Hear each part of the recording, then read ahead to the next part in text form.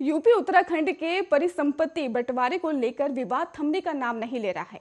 ऐसे में अब उत्तराखंड लोकतांत्रिक मोर्चा राज्य के अधिकारियों को पुनर्स्थापित करने के संबंध में कोर्ट जाने की तैयारी कर रहा है। यूकेडी के केंद्रीय अध्यक्ष काशी सिंह ने एरी और उत्तराखंड लोकतांत्रिक मोर्चा के संरक्षक IAS SS पांगती के संयुक्त रूप से ही कहा है कि उत्तराखंड की घोर अपेक्षा और शोषण के कारण ही राजा आंदोलन का जन्म हुआ। लेकिन अफसोस है कि अपने ही राजनेता उत्तराखंड की अपेक्षा और शोषण में ही भागीदारी करते रहे हैं और इसके लिए भी राज्य के अधिकारियों के लिए उत्तराखंड लोकतांत्रिक मोर्चा ने राज्य के अधिकारियों के लिए संघर्ष करने के लिए कोर्ट जाने का फैसला लिया है।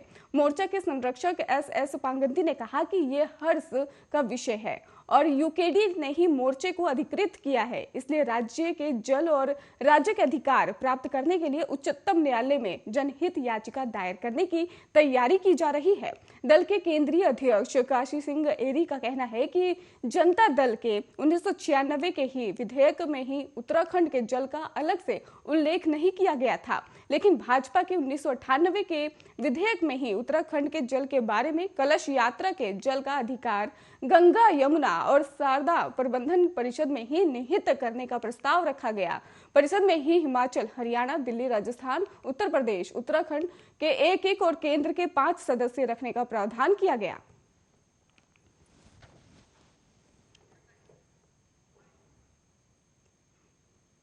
उत्तराखंड विधानसभा चुनाव में कुछ ही दिनों का वक्त बचा है। ऐसे में भाजपा और कांग्रेस सत्ता में वापसी के लिए कोई कसर नहीं छोड़ रही है।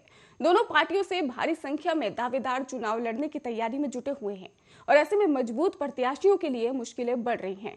अगर हम लालकुआ विधानसभा सीट से कांग्रेस की बात की जाए तो कांग्रेस से सबसे ज्यादा मजबूत प्रत्याशी पूर्व कैबिनेट मंत्री हरीश चंद्र दुर्गापाल को ही माना जा रहा है, लेकिन हरीश चंद्र दुर्गापाल की मुश्किलें बढ़ती शुरू हो गई हैं क्योंकि उन्हीं के पार्टी के लोग अब उनके खिलाफ मोर्चा खोल युवा प्रत्याशी को मौका देने की मांग उठा रहे हैं और कांग्रेस के वरिष्ठ नेता और कांग्रेस पार्टी से 2012 में ही लालकुआ विधानसभा सीट से चुनाव लड़ चुके हरेंद्र बोरा ने ही कहा है कि विधानसभा चुनाव में युवा प्रत्याशियों को मौका मिलना चाहिए। उन्होंने कहा कि जिस तरह से भारतीय जनता पार्टी युवा मुख्यमंत्री के साथ साथ युवा चेहरा पर दांव लगा रहे हैं, उसी की तर्ज पर कांग्रेस को भी युवाओं को मौका देना चाहिए जिससे कि कांग्रेस को ही मजबूती मिल सके। उन्होंने कहा कि पूर्व कैबिनेट मंत्री हरीश चंद्र दुर्गापाल वरिष्ठ नेता हैं और पिछले 20 सालों से वो राजनीति करते आ रहे हैं और ऐसे में अब युवाओं को मौका मिलना चाहिए।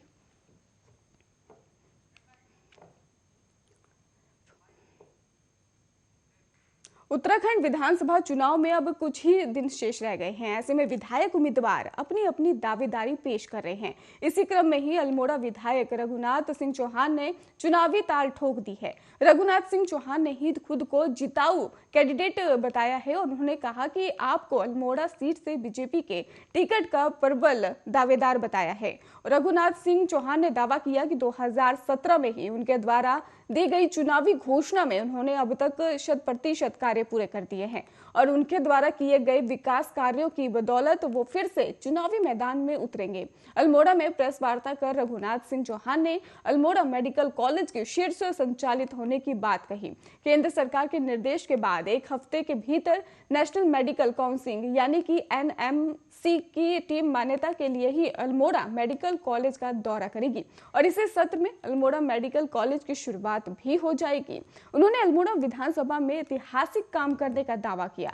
उन्होंने अल्मोड़ा में ही सड़कों का जाल बिछा दिया है और अब तक 24 घंटे, आपको बता दें कि 24 सड़कें उनके विधानसभा क्षेत्र में बनकर तैयार हो चुकी है और जबकि 8 सड़कों की DPR बनकर भी तैयार है जिसका निर्माण भी जल्द शुरू हो जाएगा।